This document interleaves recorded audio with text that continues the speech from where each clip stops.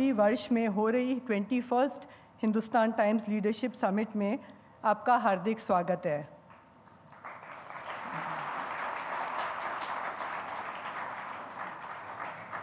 इस समिट की थीम है ब्रेकिंग बैरियर्स। ये थीम भारत और 140 करोड़ भारतीयों की भावना का एक्सप्रेशन है। इस एक नए भारत के संकल्प का अगर कोई सबसे बड़ा प्रतीक है तो वो हैं हमारे प्रधानमंत्री श्री नरेंद्र मोदी जी। मुझे आपका स्वागत करते हुए बेहद खुशी हो रही है प्रधानमंत्री जी। हम आपके तहे दिल से आभारी हैं। हमें गर्व है कि आज आपके नेतृत्व में भारत दुनिया की फास्टेस्ट ग्रोइंग इकोनॉमी है। आप हमेशा कहते हैं ये उपलब्धि हमारे देश के 140 करोड़ लोगों के प्रयासों का परिणाम है। भारत के बढ़ते प्रभाव का एक महत्वपूर्ण उदाहरण हमें पिछले दिनों आपकी अध्यक्षता में हुई G20 समिट के दौरान देखने को मिला। इस समिट में एक ठोस और न्यायपूर्ण दुनिया के लिए डिक्लेरेशन पर सबसे बड़े देशों का कंसेंसस बनना ऐतिहासिक घटना है। G20 समिट के डिक्लेरेशन में gender, environment, global south, Ukraine war और क्लाइमेट टॉक्स में हमारी पोजीशंस ने भारत के उच्च नैतिक चरित्र को जग जाहिर किया है। वर्ल्ड बैंक और यूनाइटेड नेशंस जैसे मल्टीलैटरल इंस्टीट्यूशंस में इमर्जिंग वर्ल्ड ऑर्डर के तहत सुधार के लिए भारत के प्रयासों को जो समर्थन मिल रहा है वो दुनिया में हमारे बढ़ते प्रभाव का प्रतीक है।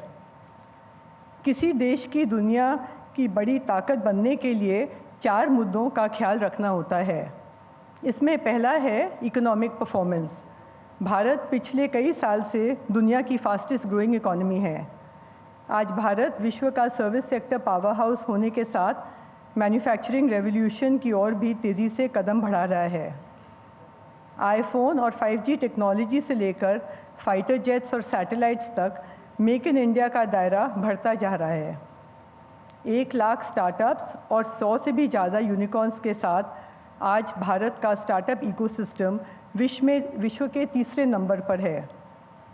2014 में हम दुनिया की 10th लार्जेस्ट इकोनॉमी हुआ करते थे, अब बहुत जल्दी 3rd लार्जेस्ट इकोनॉमी बनने जा रहे हैं।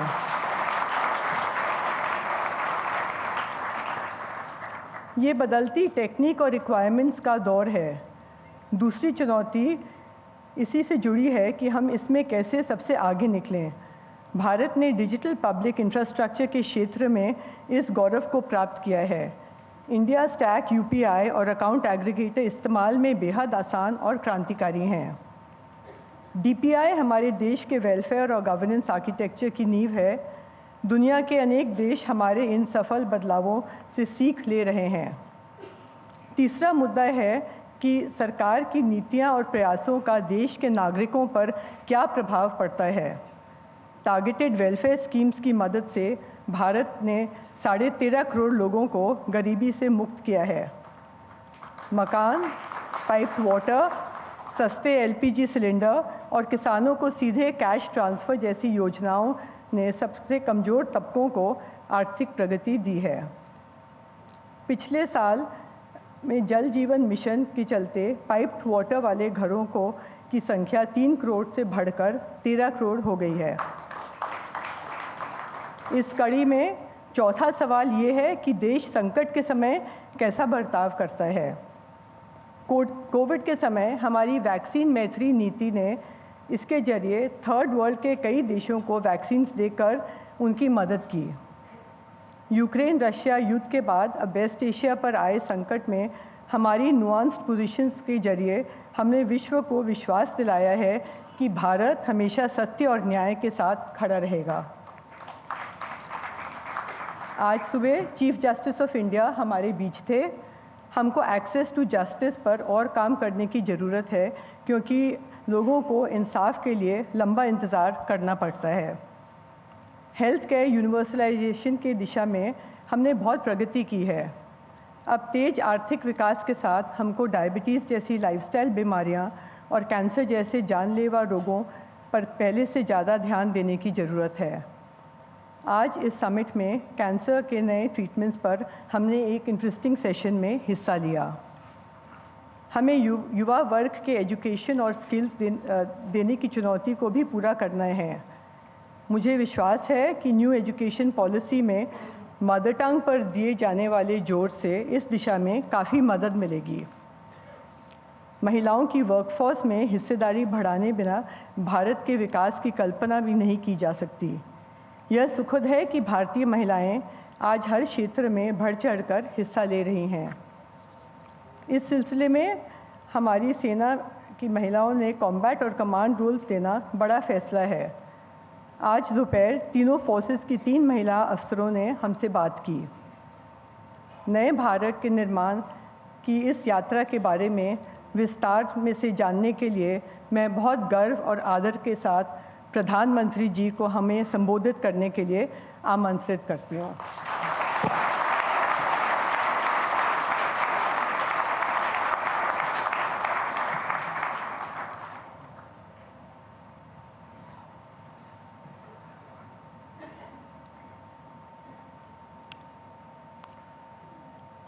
शोभना भरतिया जी, हिंदुस्तान टाइम्स के आपकी टीम के सभी सदस्य, यहाँ उपस्थित सभी गेस्ट, देवी और सज्जनों,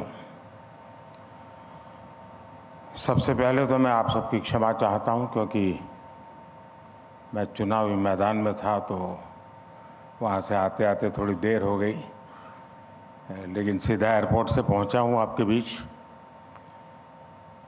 शोभना जी बहुत बढ़िया बोल रही थी।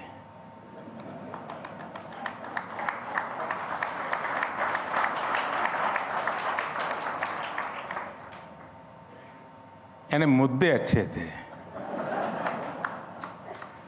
जरूर कभी न कभी पढ़ने को भी मिलेगा। चलिए, उसमें देर हो गई।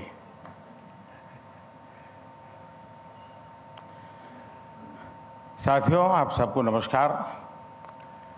हिंदुस्तान टाइम्स लीडरशिप समिट में एक बार फिर आपने मुझे यहाँ निमंत्रित किया, इसके लिए मैं एसटी ग्रुप का बहुत बहुत धन्यवाद करता हूँ। 2014 में जब हमारी सरकार बनी थी और हमारा सेवाकाल शुरू हुआ था, उस वक्त इस समिट की थीम थी रीशेपिंग इंडिया। यानी एसटी ग्रुप ये मानकर चल रहा था कि आने वाले समय में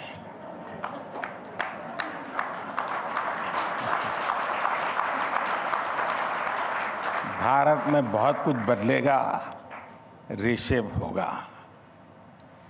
2019 में जब हमारी सरकार पहले से भी ज्यादा बहुमत के साथ वापस आई तो उस समय आपने थीम रखी conversation for a better tomorrow. आपने एसटी समिट के माध्यम से दुनिया को संदेश दिया कि भारत एक बेहतर भविष्य के रास्ते पर आगे बढ़ रहा है।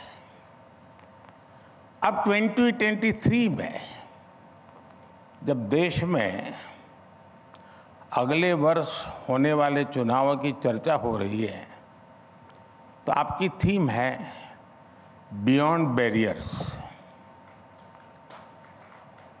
और मैं जनता के बीच रहना जीने वाला इंसान हूं, पॉलिटिकल आदमी हूं तो और जनप्रतिनिधि हूं, तो मुझे उसमें कुछ एक संदेश दिखता है।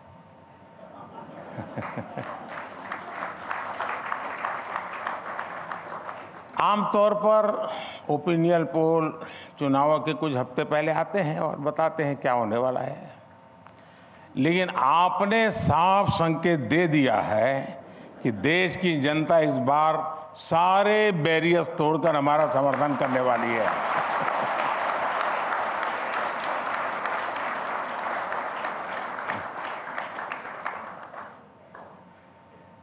2024 election results will be beyond barriers.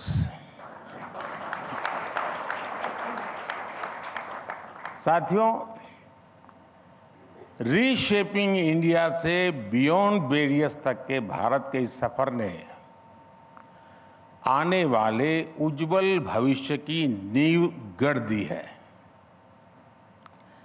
इसी नींव पर विकसित भारत का निर्माण होगा, भव्य और समृद्ध भारत का निर्माण होगा। लंबे समय तक भारत और हम भारतीयों को अनेक बैरियर्स का सामना करना पड़ा।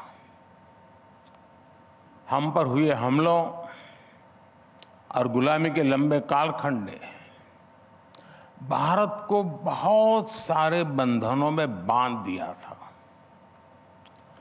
स्वतंत्रता आंदोलन के समय जो एक ज्वार उठा, जो जज्बा पैदा हुआ, सामूहिकता की जो भावना पैदा हुई, उसने ऐसे कई बंधनों को तोड़ दिया था। आजादी के बाद उम्मीद थी कि यही मोमेंटम आगे भी जारी रहेगा, लेकिन दुर्भाग्य से ऐसा हो नहीं पाया। अनेक तरह के बंधनों में बंधा हुआ हमारा देश उस रफ्तार से आगे नहीं बढ़ पाया जितना उसका सामर्थ्य था। एक बहुत बड़ा बैरियर मानसिकता का था, मेंटल बैरियर्स। कुछ बैरियर्स रियल थे, असल में थे। कुछ बैरियर्स परसीव्ड थे, बनाए गए थे, और कुछ बैरियर्स एग्जेजरेटेड, बढ़ा चढ़ाकर हमारे सामने हौवे की तरह प्रस्तुत कर दिए गए थे। 2014 के बाद से ही भारत लगातार इन बंधनों को तोड़ने के लिए मेहनत कर रहा है। मुझे संतोष है कि हमें अनेक बाधाएं पार की हैं और अब हम बियॉन्ड बैरियर्स की बात कर रहे हैं।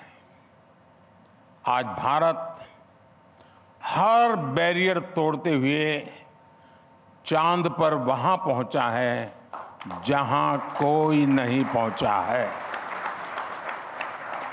आज भारत हर चुनौती को पार करते हुए डिजिटल ट्रांजैक्शन में नंबर 1 बना है। आज भारत हर बाधा से निकलकर मोबाइल मैन्युफैक्चरिंग में लीड कर ले रहा है। आज भारत स्टार्टअप्स की दुनिया में टॉप 3 में है। आज भारत दुनिया का सबसे बड़ा स्किल्ड पूल अपने आप बना रहा है। आज भारत G20 जैसे आयोजनों में अपना परचम लहरा रहा है। आज भारत अपने को हर बंधन से मुक्त करके आगे बढ़ रहा है। और आपने सुना ही होगा, सितारों के आगे जहां और भी है। भारत इतने पर ही रुकने वाला नहीं है। साथियों, जैसा मैं अभी कह रहा था, सबसे बड़ा बैरियर तो हमारे यहां माइंडसेट का ही था। मेंटल बैरियर्स थे। इसी माइंडसेट की वजह से हमें कैसी कैसी बातें सुनने को मिलती थी। इस देश का कुछ हो ही नहीं सकता, इस देश में कुछ बदल ही नहीं सकता, और अपने यहां सब ऐसे ही चलता है। अगर लेट आए तो भी कहते थे इंडियन टाइम, बड़े गर्व से कहते थे। करप्शन था, अरे उसका तो कुछ हो ही नहीं सकता है साहब, जीना सीख लो। कोई चीज सरकार ने बनाई है तो उसकी क्वालिटी खराब होगी ही होगी साहब, ये तो सरकारी है। कुछ घटनाएं ऐसी होती जो पूरे देश को मेंटल बैरियर तोड़कर बाहर आने के लिए प्रेरित करती है। गांधी जी ने दांडी यात्रा में उठाया तो एक चुटकी भर नमक था, लेकिन पूरा देश खड़ा हो गया। हम आजादी प्राप्त कर सकते हैं, लोगों का ये विश्वास बढ़ गया था। अभी चंद्रयान की सफलता से कोई 140 करोड़ देशवासी अचानक वैज्ञानिक नहीं बन गए हैं, एस्ट्रोनॉट नहीं बन गए हैं, लेकिन पूरे देश एक आत्मविश्वास से भरा हुआ माहौल आज भी हम अनुभव कर रहे हैं। और क्या निकलता है? हम कर सकते हैं, हम हर सेक्टर में आगे जा सकते हैं। आज हर भारतीय बुलंद हौसले से भरा हुआ है। स्वच्छता का विषय याद होगा आपको। कुछ लोग कहते थे कि लाल किले से पीएम का स्वच्छता की बात करना, टॉयलेट की बात करना इस पद की गरिमा के खिलाफ है। सैनिटरी पैड ऐसा शब्द था जिसे लोग, खासकर पुरुष, सामान्य बोलचाल की भाषा में भी बोलने से बचते थे। मैंने लाल किले से विषय उठाए और वहीं से माइंडसेट बदलने की शुरुआत हुई। आज स्वच्छता एक जन आंदोलन बन गया है। आप याद करिए, खादी को कोई पूछता तक नहीं था। हम जैसे नेताओं का यही वो विषय रह गया था। वो भी चुनाव में जरा लंबा कुर्ता पहन के पहुंच जाना, यही हो गया था। लेकिन अब पिछले 10 साल में खादी की बिक्री 3 गुना से ज्यादा बढ़ गई है। साथियों, जनधन बैंक अकाउंट्स की सफलता देशवासी जानते हैं, लेकिन जब हम इस योजना को लेकर आए थे तो कुछ एक्सपर्ट ने कहा था कि ये अकाउंट खोलना संसाधनों की बर्बादी है, गरीब इनमें एक पैसा भी नहीं डालेगा। बात केवल पैसे की नहीं थी, बात थी मेंटल बैरियर तोड़ने की, माइंडसेट बदलने की। ये लोग गरीब के उस अभिमान को, उस स्वाभिमान को कभी समझ नहीं पाए जो जनधन योजना ने उस गरीब को मैं जगाया। उसे तो बैंकों के दरवाजे तक जाने की हिम्मत नहीं होती थी, वो डरता था। उसके लिए बैंक अकाउंट होना भी अमीरों की चीज थी। जब उसने देखा कि बैंक खुद उसके दरवाजे तक आ रहे हैं तो उसमें एक विश्वास जगा, एक स्वाभिमान जगा, उसके मन में एक नया बीज पनपा।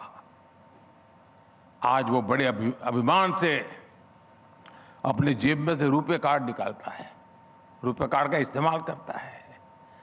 हम तो जानते हैं, आज से 5-10 साल पहले स्थिति ये थी कि किसी बड़ी होटल में बड़े बड़े लोग खाना खा रहे हैं तो उनके बीच में भी कंपटीशन रहती थी। जब बटवा निकालता था तो चाहता था कि वो देखे कि उसके बटवे में 15-20 कार्ड है।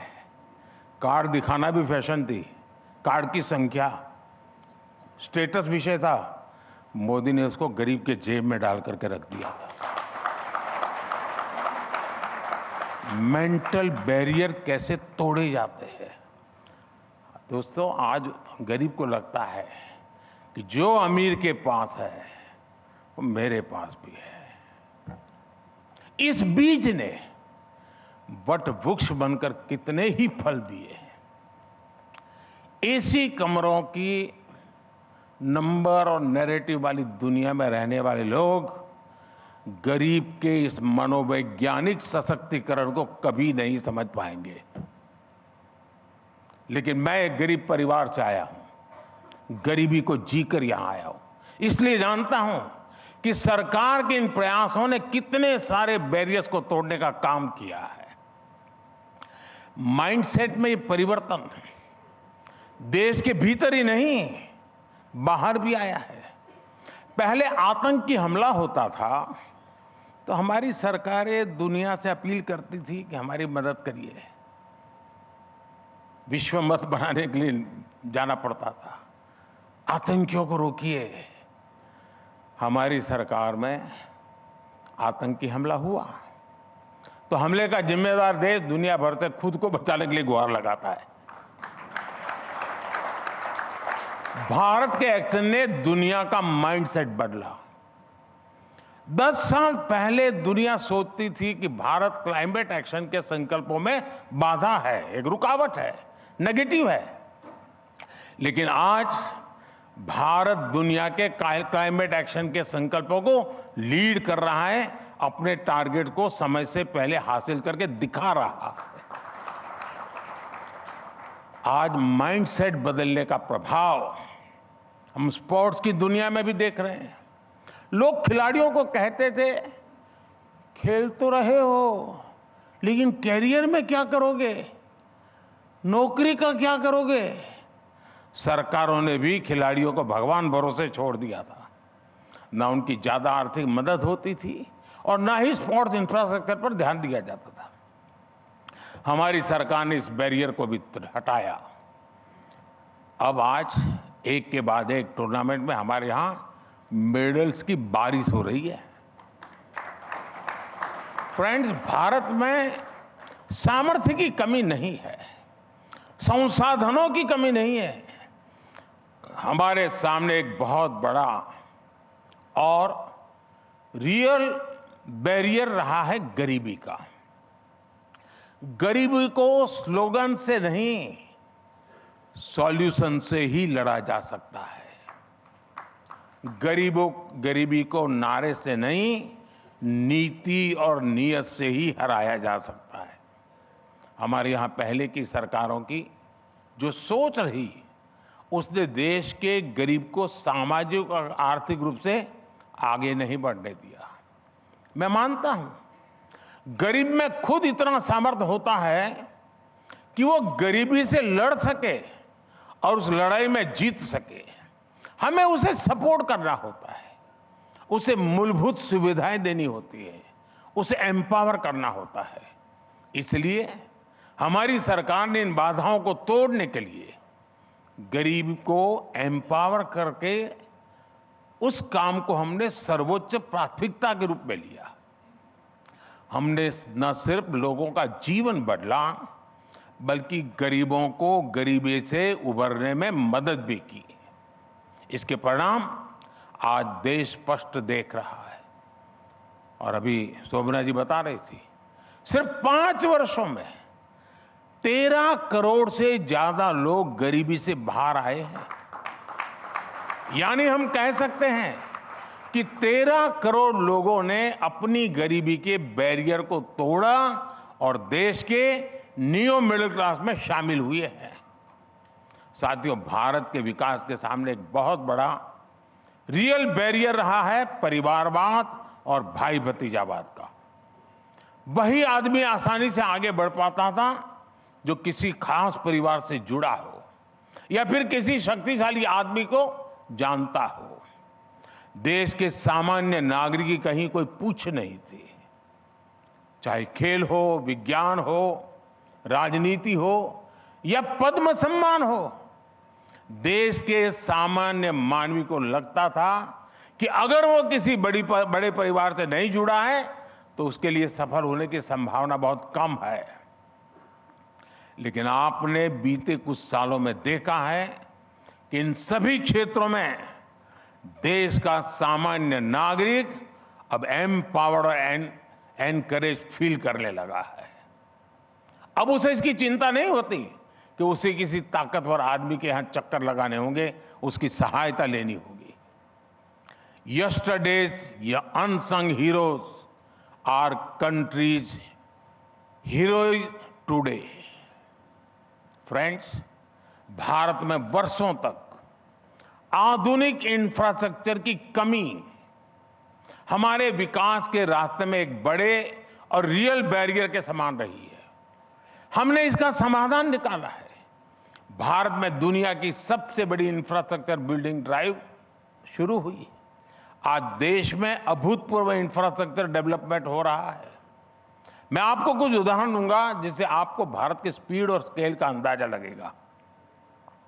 साल 2013-14 में हर दिन 12 किलोमीटर हाईवे बनते थे। मेरा सेवा काल शुरू होने से पहले की बात कर रहा हूं। 22-23 में हमने लगभग प्रतिदिन 30 किलोमीटर हाईवे हर दिन बनाए हैं। 2014 में देश के 5 शहरों में मेट्रो रेल की कनेक्टिविटी थी। 2023 में देश के 20 शहरों में मेट्रो रेल कनेक्टिविटी है। 2014 में देश में करीब 70 ऑपरेशनल एयरपोर्ट्स थे। 2023 में यह संख्या लगभग 150 तक पहुंच गई है, यानी ये आंकड़ा डबल हो गया। 2014 में देश में करीब 380 मेडिकल कॉलेज थे। 2023 में हमारे पास 700 से अधिक मेडिकल कॉलेज है। 2014 में ग्राम पंचायतों तक सब सिर्फ 350 किलोमीटर ऑप्टिकल फाइबर पहुंचा था, सिर्फ 350 किलोमीटर। 2023 तक हमने करीब 6 लाख किलोमीटर ऑप्टिक फाइबर बिछाकर ग्राम पंचायतों को जोड़ा है। 2014 में 55% गांव भी पीएम ग्राम सड़क योजना से जुड़े थे। हमने 4 लाख किलोमीटर से ज्यादा सड़कें बनाकर ये आंकड़ा 99% तक पहुंचा दिया है। 2014 तक भारत में करीब 20,000 किलोमीटर रेल लाइनों का इलेक्ट्रिफिकेशन होता था। ध्यान से सुनिए, 70 साल में 20,000 किलोमीटर रेल लाइनों का इलेक्ट्रिफिकेशन, जबकि हमारी सरकार ने 10 साल में करीब 40,000 किलोमीटर रेल लाइनों का इलेक्ट्रिफिकेशन किया है। ये आज के भारत की स्पीड है, स्केल है और भारत की सक्सेस का प्रतीक है। साथियों, बीते वर्षों में हमारा देश कुछ परसीव्ड बैरियर्स से भी बाहर निकला है। एक समस्या हमारे यहां पॉलिसी मेकर्स, हमारे पॉलिटिकल एक्सपर्ट के दिमाग में भी थी। वो ये मानते थे कि गुड इकोनॉमिक्स, गुड पॉलिटिक्स हो ही नहीं सकती। अनेक सरकारों ने भी इसे ही मान लिया और इसके कारण देश को राजनीतिक और आर्थिक दोनों ही मोर्चों पर मुश्किलें बढ़ने लगी। लेकिन हमने गुड इकोनॉमिक्स और गुड पॉलिटिक्स को एक साथ ला करके दिखाया है। आज सब ये स्वीकार कर रहे हैं कि गुड इकोनॉमिक्स, गुड पॉलिटिक्स भी है। हमारी बेहतर आर्थिक नीतियों ने देश में तरक्की के नए रास्ते खोले हैं। इससे समाज के हर वर्ग का जीवन बदला और इन्हीं लोगों ने हमें इतना बड़ा बहुमत देने के लिए स्थिर सरकार के लिए वोट दिया।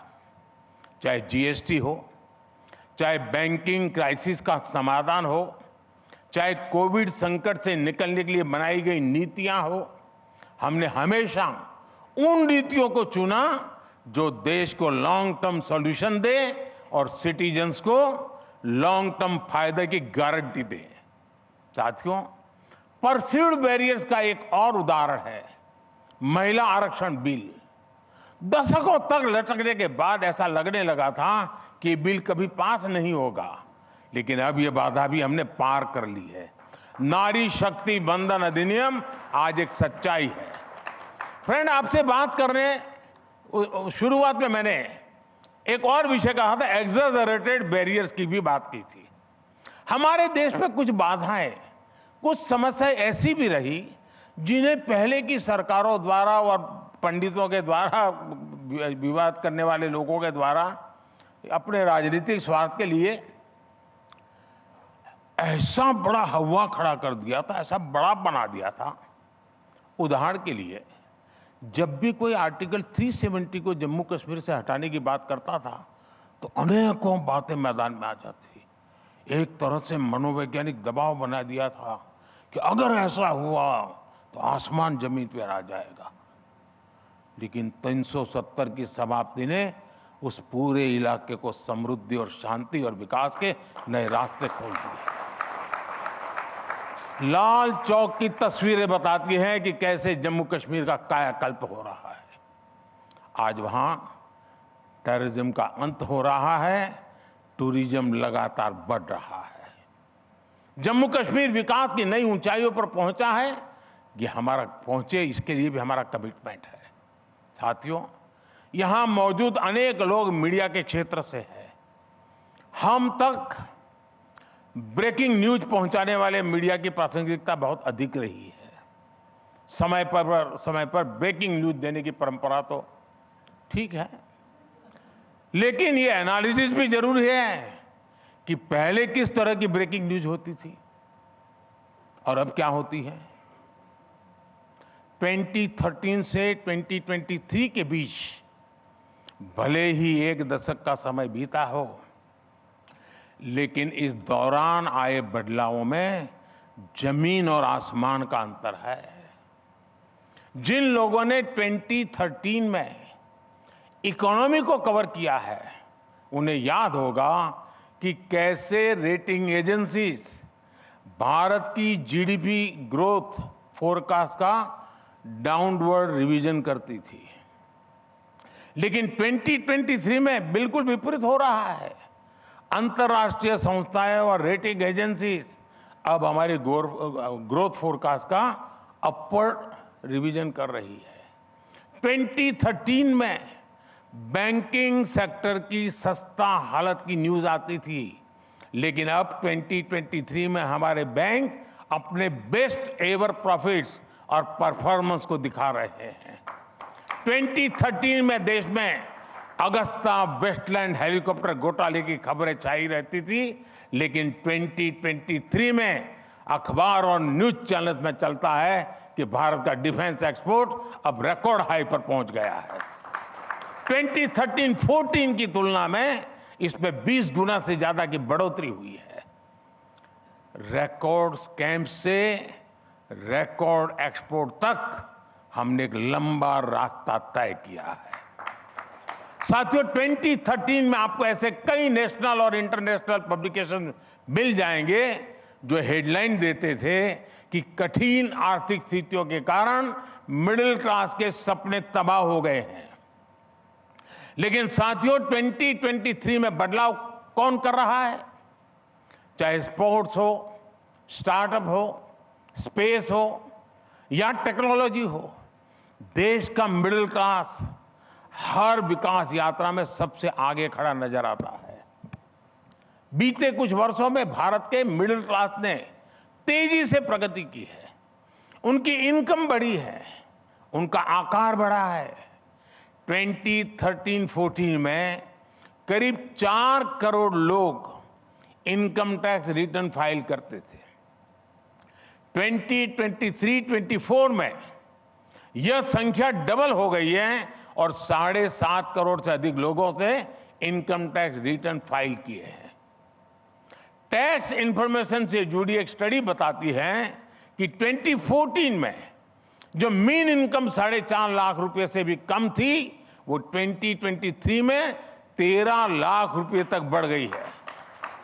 इसका मतलब है कि भारत में लाखों लोग लोअर इनकम ग्रुप से हायर इनकम ग्रुप की ओर बढ़ रहे हैं। मुझे याद है, हिंदुस्तान टाइम्स में ही पिछले दिनों एक लेख छपा था जिसमें इनकम टैक्स डेटा से जुड़े अनेक इंटरेस्टिंग फैक्ट बताए गए थे। एक बड़ा ही दिलचस्प आंकड़ा सालाना 5.5 लाख रुपए से लेकर 25 लाख रुपए की तनख्वाह पाने वालों का है। साल 2011-12 में इस सैलरी ब्रैकेट में कमाने वालों की टोटल इनकम को जोड़ दें तो यह आंकड़ा था करीब 2.25 लाख करोड़ रुपए। यानी तब भारत में 5.5 लाख से 25 लाख सैलरी पाने वालों की कुल सैलरी जोड़ दे तो वो 2.25 लाख करोड़ रुपए से भी कम थी। 2021 तक ये बढ़कर 14.5 लाख करोड़ हो गई। मतलब इसमें 5 गुना बढ़ोतरी हुई है। इसकी 2 वजह स्पष्ट है। 5.5 लाख से 25 लाख रुपए तक सैलरी पाने वालों की संख्या भी बहुत बड़ी है और इस ब्रैकेट में लोगों की सैलरी में भी काफी वृद्धि हुई है। और मैं आपको फिर याद दिलाऊंगा, यह एनालिसिस सिर्फ सैलरीड इनकम पर आधारित है। अगर इसमें बिजनेस से हुई इनकम, हाउस प्रॉपर्टी से हुई कमाई, दूसरे इन्वेस्टमेंट से हुई कमाई और इसको जोड़ दिया जाए तो आंकड़ा इससे भी ज्यादा बढ़ जाएगा। साथियों, भारत में बढ़ता हुआ मिडिल क्लास और कम होती हुई गरीबी, ये 2 फैक्टर्स एक बहुत बड़ी इकोनॉमिक साइकिल का आधार बन रहे हैं। जो लोग गरीबी से बाहर निकल रहे हैं जो न्यू मिडिल क्लास का हिस्सा बन रहे हैं, वो लोग अब देश की कंजम्पशन ग्रोथ को गति देने वाली बहुत बड़ी फोर्स के रूप में उभर रहे हैं। इस डिमांड को पूरा करने की जिम्मेदारी हमारा मिडिल क्लास ही उठा रहा है। अगर एक गरीब को नए जूते खरीदने का मन करता है तो मिडिल क्लास की दुकान से खरीदता है, मतलब कि इनकम मिडिल क्लास की बढ़ती है, जीवन गरीब का बदलता है। यह एक बढ़िया साइकिल का समय में से भारत आज गुजर रहा है। यानी देश में कम हो रही गरीबी मिडिल क्लास को भी फायदा पहुंचा रही है। गरीब और मिडिल क्लास के ऐसे ही लोगों की आकांक्षा और इच्छा शक्ति आज देश के विकास को शक्ति दे रही है। इन लोगों की शक्ति ने ही भारत को 10वीं अर्थव्यवस्था से 5वीं सबसे बड़ी अर्थव्यवस्था बना दिया है। और अब यही इच्छा शक्ति हमारे थर्ड टर्म में भारत को दुनिया की टॉप 3 अर्थव्यवस्था में शामिल कराने जा रही है। साथियों, इस अमृतकाल में देश 2047 तक विकसित भारत बनने के लिए काम कर रहा है। मुझे विश्वास है कि हर बाधा पार करते हुए हम अपने लक्ष्य तक पहुंचने में सफल होंगे। आज गरीब से गरीब व्यक्ति से लेकर दुनिया के सबसे अमीर इन्वेस्टर्स तक ये मानने लगे हैं कि ये भारत का वक्त है। This is Bharat time. हर भारतीय का आत्मविश्वास ही हमारी सबसे बड़ी शक्ति है। इसके बल पर हम किसी भी बैरियर उसके पार जा सकते हैं। अब मुझे विश्वास है कि 2047 में, यहां से कौन कितने होंगे मुझे मालूम नहीं है, लेकिन मैं विश्वास से कहता हूं 2047 में जब हिंदुस्तान टाइम्स लीडरशिप समिट होगी तो उसकी थीम होगी develop nation what next.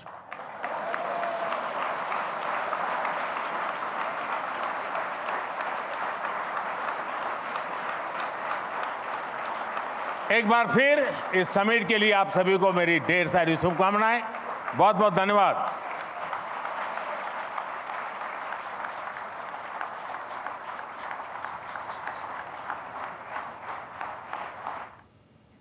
That was Prime Minister Narendra Modi addressing the Hindustan Times Leadership Summit, where he spoke about the progress that India has made. He associated it with the themes of the summits over time from 2014 to 2019 to 2023. And he talked about the various breakthroughs that India has made during the last 9 years under the governance of led by Prime Minister Narendra Modi, how India has transformed, reshaped, and has broken barriers. Thanks very much for watching. Namaskar.